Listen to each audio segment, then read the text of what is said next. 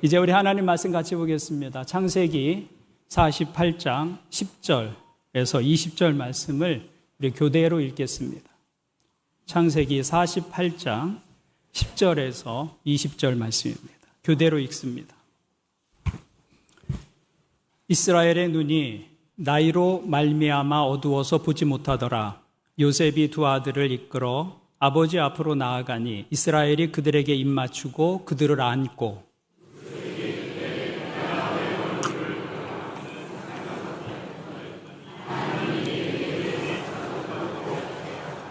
요셉이 아버지의 무릎 사이에서 두 아들을 물러나게 하고 땅에 엎드려 절하고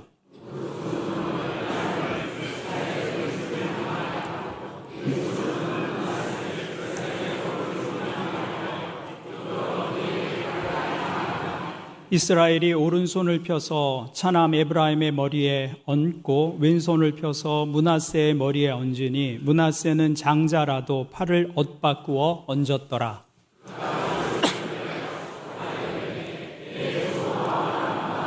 아버지 이삭이 섬기던 하나님, 나의 출생으로부터 지금부터 나를 기르신 하나님, 나를 모든 환난에서 건지신 여호와의 사자께서 이 아이들에게 복을 주시오며 이들로 내 이름과 내 조상 아브라함과 이삭의 이름으로 칭하게 하시오며 이들이 세상에서 번식되게 하시기를 원하나이다.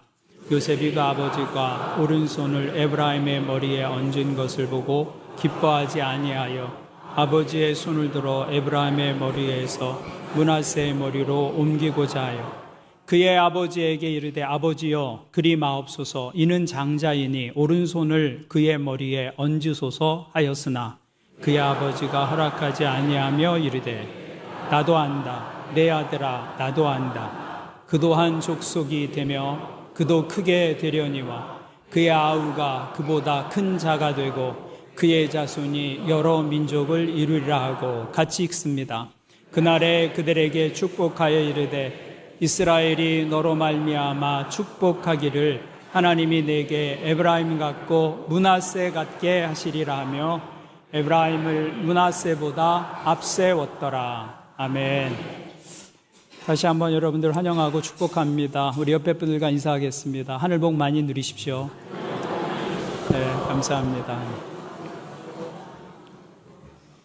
오늘 말씀에서 우리는 뒤바뀐 운명에 대해서 이야기하고 있는 내용을 보게 됩니다. 야곱이 이제 나이가 들어서 죽을 날이 얼마 남지 않았습니다. 요셉이 아버지의 병환 소식을 듣고는 자기 두 아들을 데리고 아버지를 뵈러 갑니다. 아버지께서 돌아가시기 전에 이 두 아들을 축복해 주십시오. 요셉의 아들들의 이름은 므낫세와 에브라임입니다. 우리가 므낫세와 에브라임이 어떤 의미인지를 함께 생각해 보았죠. 요셉의 아들 가운데 장자는 므낫세이고 차자는 에브라임입니다. 그래서 므낫세는 오른손으로 축복을 받도록 아버지의 오른편에 세우고 에브라임은 차자니까 왼손으로 축복받도록 왼쪽에 세웁니다.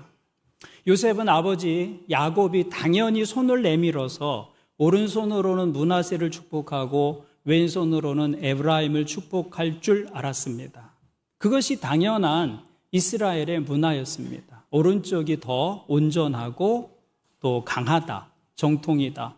그런 생각들이 그 문화 속에 있었죠. 우리도 오른쪽이 더 우세하다, 오른쪽이 더 정통이다, 오른쪽이 더 온전하다, 그런 의식을 가지고 있습니다. 그래서 서약을 할 때도 오른손을 들어서 서약하고 누구와 악수를 할 때도 오른손을 내밀어서 악수하게 되죠. 이스라엘 민족도 같은 정서를 가지고 있었습니다. 오른손으로 축복을 받는 것이 왼손으로 축복을 받는 것보다 더 정통이고 더 온전하다. 그런 생각이 있었던 것이죠. 그래서 아버지 야곱의 축복 기도를 받을 때 요셉은 의도적으로 므낫세를 오른쪽에 세우고 에브라임을 왼쪽에 세웁니다. 그런데 아버지 야곱이 그 손자들을 축복하는데 그냥 손을 내밀어서 축복하는 것이 아니라 전혀 예상할 수 없었던 모습으로 손을 엇갈려서 머리에 손을 얹고 축복을 하는 것입니다. 이 모습을 지켜보던 요셉이 그것이 못마땅했습니다. 그래서 아버지에게 이렇게 말합니다. 18절을 보시면 그의 아버지에게 이르되 아버지여 그리 마옵소서 이는 장자니 오른손을 그의 머리에 얹으소서 하였으나 요셉은 아버지의 손을 바꾸고 싶었어요. 그래서 손을 아버지 잘못 얹으셨습니다. 오른손을 므낫세의 머리에 얹어 주십시오. 이렇게 요청을 합니다. 그때 야곱이 나도 안다 이렇게 말씀하시면서 요셉의 청을 허락하지 않고 자신이 의도한 대로 손을 엇갈려서 축복을 합니다. 19절을 보십시오. 그의 아버지가 허락하지 아니하며 이르되 나도 안다 내 아들아 나도 안다. 그도 한 족속이 되며 그도 크게 되려니와 그의 아우가 그보다 큰 자가 되고 그의 자손이 여러 민족을 이루리라 하고. 그래서 결국 야곱은 에브라임을 오른손으로 축복합니다. 그리고 그 축복대로 이스라엘 역사 속에서 에브라임과 므낫세가 모두 강성한 지파를 이루지만 에브라임이 더 큰 지파를 이루게 됩니다. 나중에 북왕국 이스라엘과 남왕국 유다로 나라가 나뉘게 되었을 때 북왕국 10지파의 대표 지파는 에브라임 지파가 됩니다. 그래서 이스라엘을 에브라임이라고 부르기도 합니다.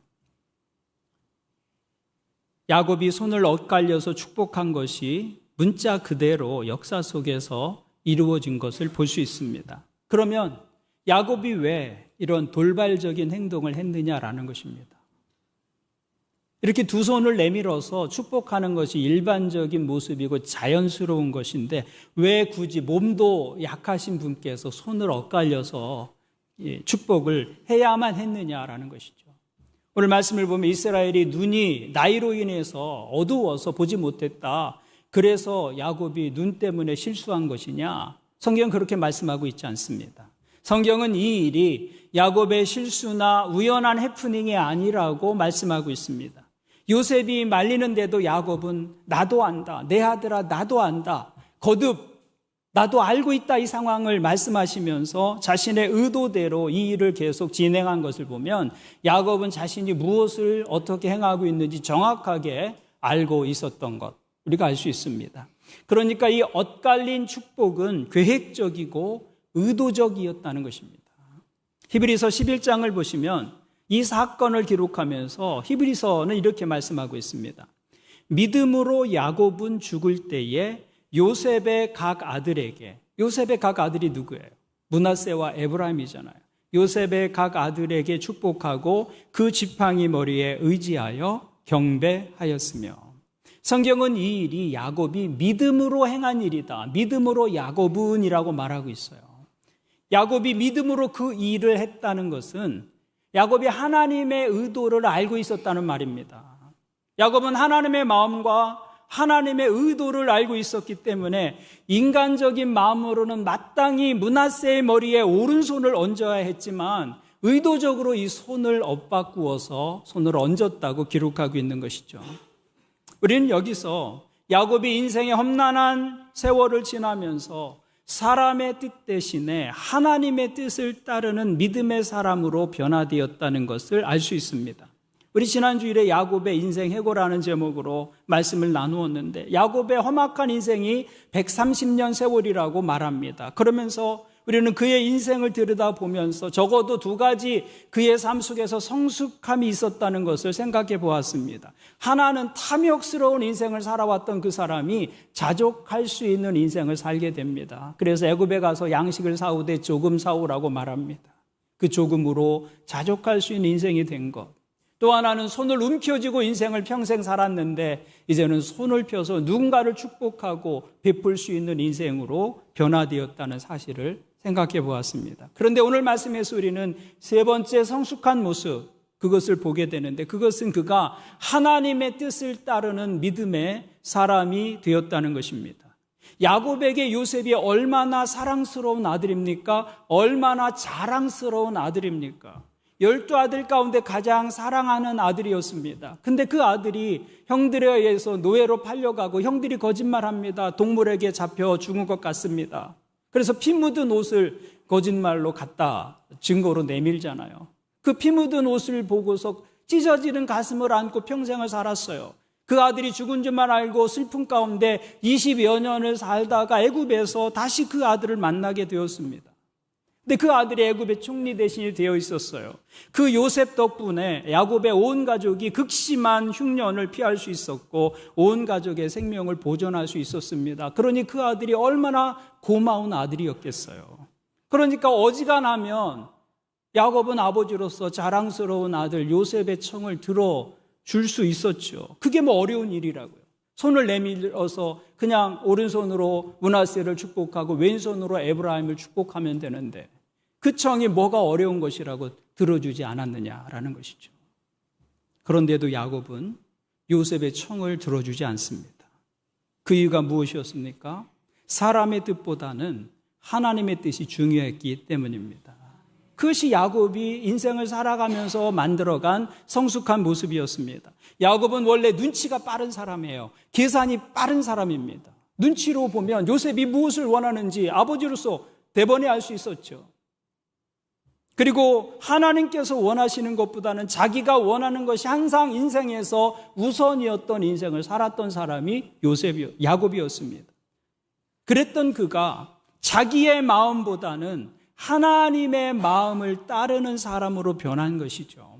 이것이 야곱의 말년의 모습이었어요. 살면서 고집이 더 강화되는 분들이 계세요. 돌아가실 때까지 고집 놓지 못하는 분도 계시더라고요.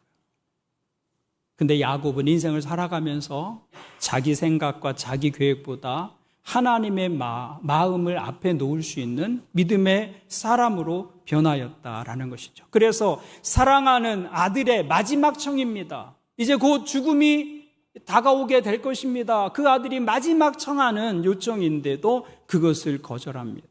하나님의 뜻에 순종하기 위해서 사람의 뜻을 부인하고 있는 야곱의 모습을 보죠. 우리 야곱의 모습에서 겟세마네 동산에서 기도하신 예수님의 모습을 생각하게 됩니다. 주님께서 겟세마네 동산에서 마지막 드리셨던 기도가 무엇이었습니까? 마태복음 26장을 보시면 내 아버지여 만일 할만하시거든 이 잔을 내게서 지나가게 하옵소서. 그러나 나의 원대로 마시옵고 아버지의 원대로 하옵소서 하시고, 예수님의 생애는 이 한마디 기도 속에 다 담겨 있습니다. 아버지 하나님의 뜻을 이루는 것에 자신의 모든 것을 바치셨던 생애였습니다. 그런데 바로 그것이 우리 모든 믿는 사람들의 궁극적인 삶의 목표가 되어야 한다는 것입니다. 신앙생활은 내 뜻을 이루기 위한 것이 아니라 하나님의 뜻을 알고 그것을 실천하기 위한 것입니다. 그래서 신앙의 최고봉은 어떤 능력을 경험하는 것이 아닙니다. 신비한 은사나 기적을 경험하는 것이 아닙니다. 신앙의 최고봉은 하나님의 뜻을 아는 것이고 그 하나님의 뜻에 내 뜻을 일치시키고 순종할 수 있는 것, 그것이 신앙의 최고봉이에요. 거기가 우리가 도달해야 할 믿음의 정상이라고 성경은 말씀하고 있는 것이죠. 우리 신앙의 성패는 바로 여기에 달려있는 것입니다. 내 생각과 하나님의 생각은 항상 같지 않습니다. 어떤 때는 일치하지만 정말 중요한 순간에는 하나님의 뜻이 내 뜻과 다를 수가 있습니다. 하나님은 우리보다 크신 분이시기 때문에 그때 우리 신앙은 갈등하게 됩니다. 그때 내 생각을 포기하고 하나님의 생각에 내 생각을 일치시키고 순종의 걸음을 걸어가는 것, 그것이 신앙생활입니다. 신앙생활.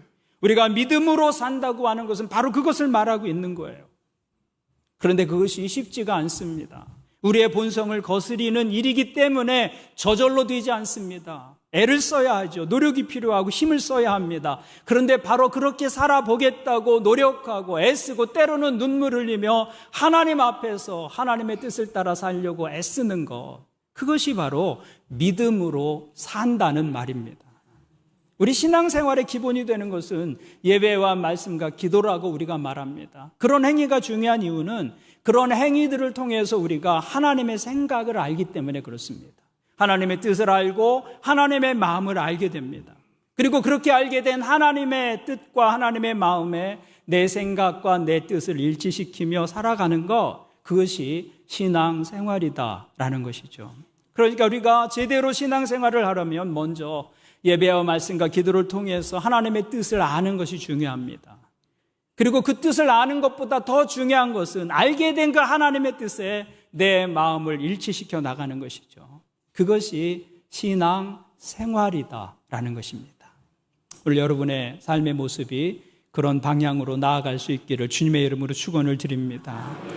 야곱의 생애는 시간을 통해서 그렇게 변화여져 간 것입니다. 자기 뜻에 빠르고 자기 계획에 빠른 사람이 하나님의 뜻을 자기 앞세우는, 자기의 생각보다 앞세우는 그런 신앙의 성숙을 향해 나갔던 것이죠.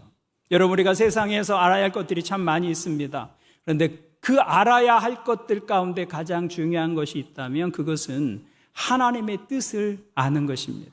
왜냐하면 하나님의 뜻은 항상 우리를 향한 하나님의 최선을 보여주기 때문에 그렇습니다. 그러므로 우리가 그 하나님의 뜻을 알지 못하고는 최선의 삶을 살 수 없다는 것이죠. 그러므로 무엇보다 하나님의 뜻을 분별하는 것에 우리의 믿음의 성패가 달려있다라는 것을 기억하시고 여러분의 신앙의 행위를 통해서 하나님의 뜻을 알아가는 믿음 되기를 바랍니다. 예배하는 여러분의 믿음이 그 하나님의 뜻을 알고 그 뜻에 내 삶을 일치시키고 순종해 나가는 성숙한 믿음 되기를 주님의 이름으로 축원을 드립니다. 그런데 중요한 것은 야곱은 요셉의 두 아들을 축복하는데 에브라임을 더 크게 축복하는 것이 하나님의 뜻인 줄을 알고 사랑하는 요셉의 만류에도 불구하고 두 손을 엇갈려서 결국은 그렇게 축복을 합니다. 그러면 그 엇갈린 손이 우리에게 주는 교훈은 무엇이냐라는 것입니다. 오늘 본문에 나타난 그 엇갈린 손의 축복을 통해서 하나님께서 우리에게 말씀하고자 하는 의미가 무엇인가라는 것이죠. 그 의미 가운데 하나는 하나님의 나라는 선착순이 아니다라는 것입니다. 하나님의 나라는 은혜의 나라이지 선착순의 나라가 아닙니다. 그래서 때때로 하나님은 이 순서를 바꾸십니다. 그것이 야곱의 인생이었습니다. 야곱은 사자로 태어났습니다. 쌍둥이로 태어났지만 동생으로 태어났어요. 그래서 장자인 형 에서에게 모든 특권을 양보한 채 살아야만 했습니다. 그런 야곱에게 장자의 꿈을 꾸게 하시고 장자의 축복을 누리게 하신 분은 하나님이셨습니다. 하나님은 요셉에게 또한 그렇게 행하셨어요. 요셉은 12형제 가운데 11번째로 태어난 미미한 존재였습니다. 그런데 어떤 꿈을 꾸게 하십니까? 11번째로 태어난 그 아들이 12형제들 가운데 가장 높임을 받는 꿈을 꾸게 하신 분은 하나님이셨어요. 그리고 그 꿈이 이루어지도록 요셉의 삶을 인도하셨습니다. 그리고 오늘 이 야곱이 자기의 두 아들을 데리고 아버지 야곱으로부터 축복을 받으려고 할 때 차자인 에브라임의 머리에 오른손을 얹게 하시니 축복의 사건. 이런 사건들은 하나의 메시지를 우리에게 주고 있는 것이죠. 그것은 하나님의 나라는 선착순의 나라가 아니다라는 것입니다.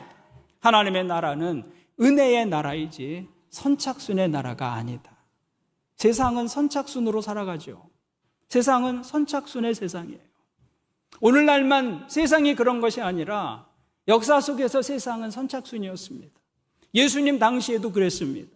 예수님 당시에 베데스다라는 연못이 있었습니다. 요한복음 5장을 보시면 그 베데스다 연못에 많은 병자들이 모여 있었습니다.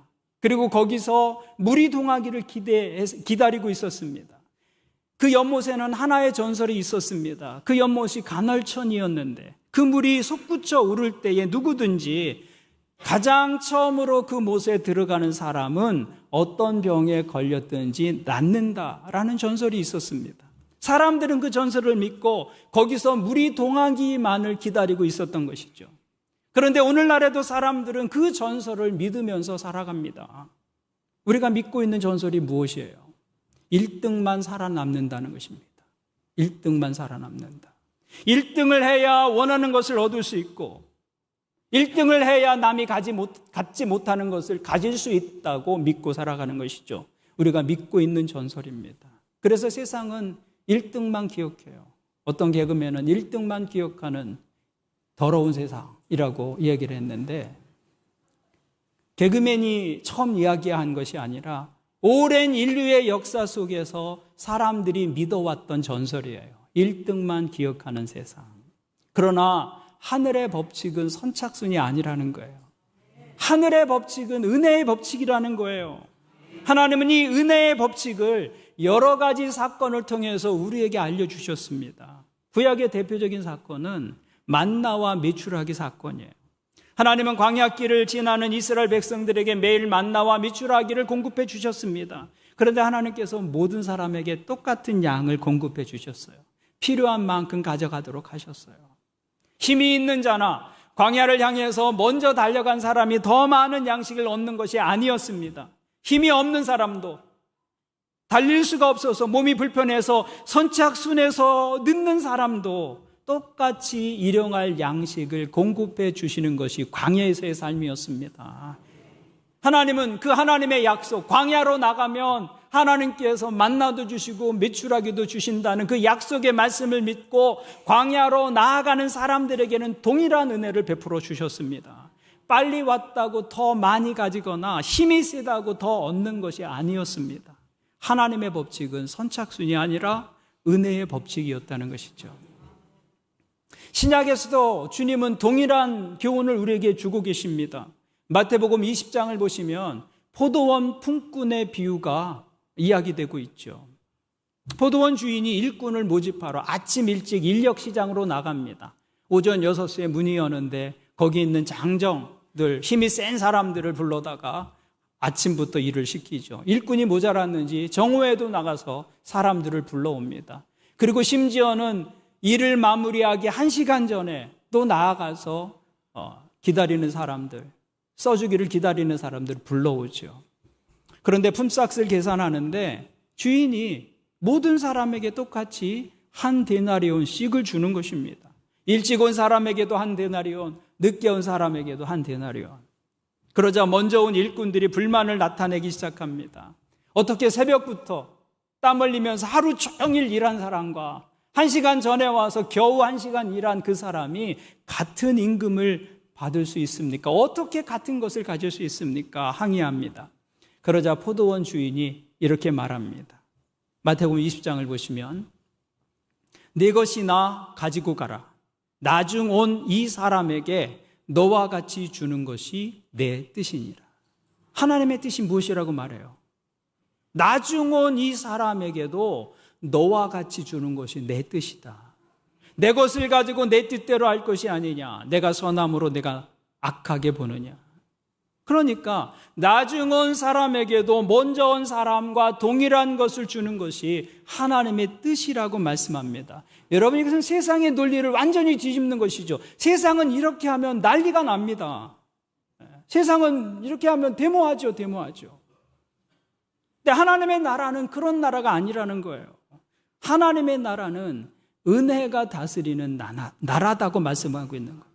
세상의 논리는 사람들을 일렬로 세워서 선착순으로 무엇인가를 줍니다. 그런데 하나님의 나라가 세상의 논리대로 일렬로 세워서 선착순으로 하나님의 나라가 주어진다면 저와 여러분은 거기에 낄 수 없는 존재들입니다. 아니, 이 땅에 어떤 사람도 자기가 일한 대로 계산해서 하나님의 나라를 대가로 받을 수 있는 사람은 아무도 없습니다. 오히려 일한 것을 가지고 계산하면 하나님 앞에서 우리를 기다리고 있는 것은 영원한 하나님의 나라가 아니라 멸망이고 심판이고 징벌인 것이죠. 그것이 우리의 삶의 모습이에요. 우리의 일한 대로 받는다고 한다면 우리는 아무리 노력해도 하나님의 나라를 유업으로 받을 수 없는 존재들입니다. 그러나 하나님의 법칙은 선착순이 아니기 때문에 많이 일한 사람이나 적게 일한 사람이나 다 같은 것을 받는데 우리가 일한 것으로는 절대 받을 수 없는 것을 받게 된다는 것입니다. 많이 일한 사람도 자기가 일한 것으로는 받을 수 없는 큰 것을 받게 돼요. 적게 일한 사람도 그것으로 받을 수 없는 더 큰 것을 받게 되는, 그것이 하나님의 나라다, 은혜의 나라다라고 말하고 있는 것이죠.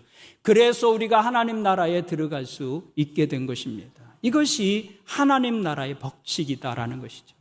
그래서 하나님의 나라는 파격적입니다. 천국에서는 가장 작은 자가 가장 많은 사랑을 받습니다. 가장 작은 자가 하나님의 가장 큰 관심을 받는 곳, 거기가 천국이라고 말하고 있는 것이죠. 잃어버린 그 양 한 마리 때문에 나머지 99마리는 들에 버려두고 그 한 마리를 찾아 나서는 불합리함이 천국의 사랑입니다. 계산하지 않는 사랑입니다. 하나님께서 죄인을 구원하기 위해서 하늘 보좌를 버리시고 이 낮고 낮은 땅 위에 인간으로 오신다는 것은 계산이 안 되는 사랑이에요. 불합리한 것입니다. 그런데 그것이 천국의 사랑이라고 말씀하고 있는 것이죠. 그래서 하나님은 사람들을 선착순으로 세우지 않으십니다. 그리고 하나님은 그렇게 하나님의 자녀가 된 우리들에게 하나님처럼 그런 눈으로 사람들을 보고 사람들을 대하기를 원하시는 것이죠. 바로 그것이 교회가 가져야 할 모습인 것입니다. 사람을 가진 것을 가지고 일렬로 세우고 선착순으로 평가하지 않는 거예요. 만약 교회가 사람들을 그런 눈을 가지고 계산하고 평가한다면 그 순간 교회는 가장 중요한 것, 하나님의 계산하지 않는 사랑을 잃어버리게 될 것입니다. 그렇게 되면 교회는 세상과 다를 것이 없는 곳이 되죠. 세상과 교회가 어떻게 구분이 되겠어요? 선착순인데, 모두 다 선착순인데. 교회는 선착순으로 살아가는 세상과는 다른 곳이 되기를 주님은 우리에게 기대하고 계신 것이죠. 그러므로 세월이 흘러도 교회가 절대로 잃어버려서는 안 되는 것은 하나님의 계산하지 않는 사랑이다. 천국은 계산이 아니라 하나님의 은혜가 적용되는 것입니다. 우리가 그런 눈으로 세상을 보고 그런 눈으로 서로를 볼 수 있기를 바랍니다. 그래서 저는 우리 교회가 차별 없는 교회 되기를 바랍니다. 누구든 와서 환영받는 교회 되기를 바랍니다. 그것이 하나님께서 의도하신 하나님 나라의 모습이고 교회의 모습이라는 것이죠. 그런데 보다 본질적으로 이 엇갈린 손은 인간을 구원하시는 하나님의 계획을 보여주는 하나의 상징과 같은 것입니다. 야곱이 손을 엇갈려서 축복하심으로 므낫세에게 속한 모든 것이 누구에게로 옮겨졌어요? 에브라임에게로 옮겨졌습니다. 그리고 에브라임에게 속한 모든 것은 므낫세에게로 옮겨지게 되죠.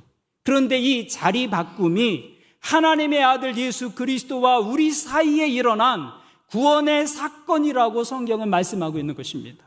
성경은 이 엇갈린 손을 하나님의 구원의 사건으로 설명합니다. 이사야서 53장을 보면 이렇게 말씀합니다. 그가 찔림은 우리의 허물 때문이요. 그가 찔림을 받으셨는데 우리의 허물 때문이라고 말합니다. 손을 엇갈려 놓으신 거예요. 그가 상함은 우리의 죄악 때문이라. 그가 징계를 받음으로 우리는 평화를 누리고 그가 채찍에 맞음으로 우리는 나음을 받았도다. 우리는 다 양 같아서 그릇 행하여 각기 제 길로 갔거늘 여호와께서는 우리 모두의 죄악을 그에게 담당시키셨도다. 이사야서의 말씀이 무엇입니까? 하나님의 아들 예수 그리스도와 우리의 자리가 바뀌었다는 거예요. 하나님께서 손을 엇갈려서 얹으신 것입니다. 마태복음 25장을 보시면 세상의 마지막 때에 하나님께서 세상을 심판하시는 모습을 비유로 설명하고 있는데 그때 하나님께서 심판받을 존재들을 어느 쪽에 세우시냐면 왼쪽에 세우십니다. 왼쪽에. 마태복음 25장 41절을 보겠습니다. 또 왼편에 있는 자들에게 이르시되 저주를 받은 자들아 나를 떠나 마귀와 그 사자들을 위하여 예비된 영원한 불에 들어가라. 이게 우리의 모습이었습니다. 우리의 영혼 속에서 우리가 맞이해야 할 운명은 바로 그것이었다고요. 하나님의 심판의 대상으로 왼편에 서 있는 존재들이었습니다. 그들에게 주어질 것은 하나님의 저주와 심판과 멸망이었습니다.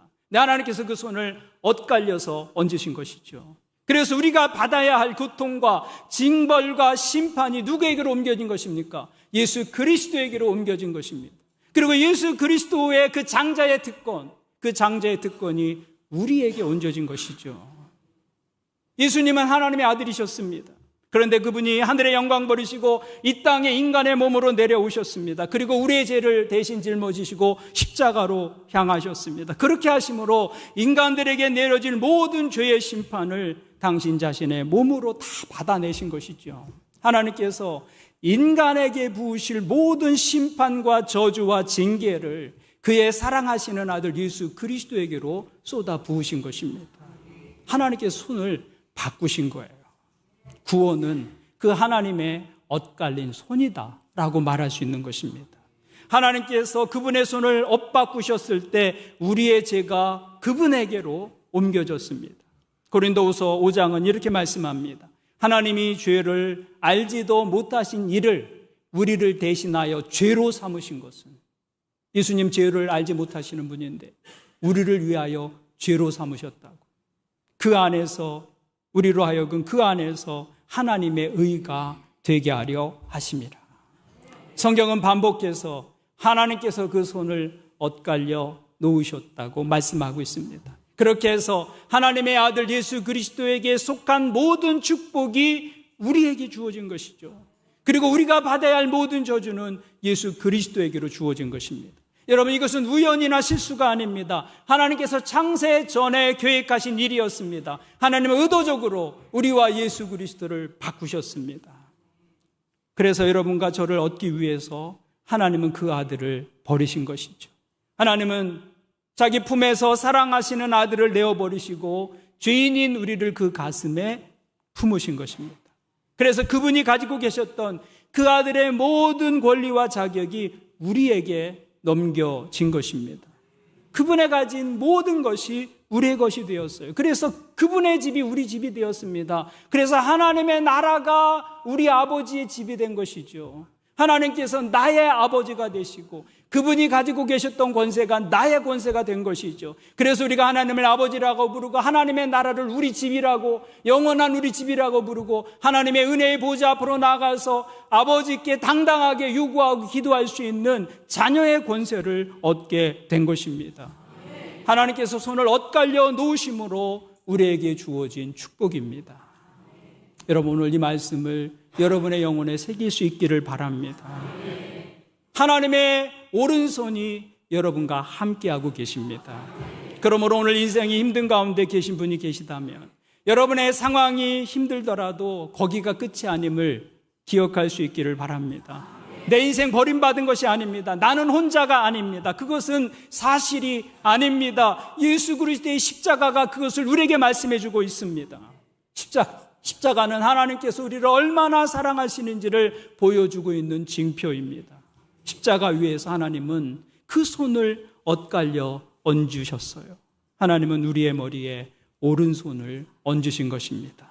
그러므로 여러분의 삶에는 무엇이 있습니까? 하나님의 사랑이 있습니다.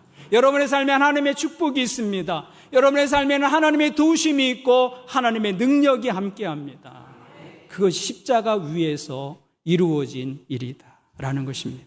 그래서 우리를 향한 하나님의 사랑은 포기할 수 없는 사랑입니다. 여러분, 그 사랑을 붙들고 인생을 사실 수 있기를 바랍니다. 하나님의 자녀들에게 하나님의 능력의 오른손, 생명의 오른손이 함께한다는 사실, 이 축복을 여러분의 삶의 자리에서 더 풍성히 누리는 믿음 되시기를 주님의 이름으로 축원을 드립니다. 아멘. 기도하시겠습니다. 하나님 아버지, 하나님의 나라가 선착순의 나라가 아니고 은혜의 나라인 것을 인해 정말 감사합니다. 선착순으로 우리를 세우셨다면 우리는 하나님의 나라를 절대 들어갈 수 없는 멸망의 자식들이 되고 말았을 것입니다. 그러나 하나님께서 우리를 은혜로 대해 주신 것을 인해 감사를 드립니다. 그것을 에브라임의 머리에 엇갈린 손을 통해서 알려주시니 감사합니다. 그 엇갈린 손의 은혜, 그 축복을 기억하는 믿음 되게 도와주옵소서. 우리가 담당해야 할 죄와 심판과 멸망을 사랑하시는 아들 예수 그리스도에게 쏟아 부으시고 우리를 구원해 내신 하나님의 사랑, 포기하지 않는 그 하나님의 사랑을 붙드는 믿음 되게 도와주옵소서. 그 은혜로 인해서 하나님의 나라가 우리 집이 되었고 하나님께서 우리에게 아버지가 되신 그 축복과 권세를 감사함으로 날마다 누리는 믿음 되게 도와주옵소서. 그 은혜를 깨달은 우리로 하여금 또 우리 자신과 우리 교회가 이 하나님의 엇갈린 손에 은혜를 기억하고 사람들을 선착순으로 세우고 평가하지 않는 것 되게 도와주옵소서. 누구든 차별받지 않고 환영받는 하나님 나라의 모습을 우리 교회 속에서 보게 하여 주옵소서. 하나님, 세상엔 이 은혜를 모르는 사람들이 있습니다. 아직도 하나님의 진노와 심판의 자리에 서 있는 잃어버린 영혼들이 있습니다. 그들에게 복음을 전하게 하시고 저들도 우리처럼 이 하나님의 엇갈린 손의 축복을 누리는 구원의 자리에 서는 은혜를 더하여 주옵소서. 감사를 드리며 예수님의 이름으로 기도합니다. 아멘.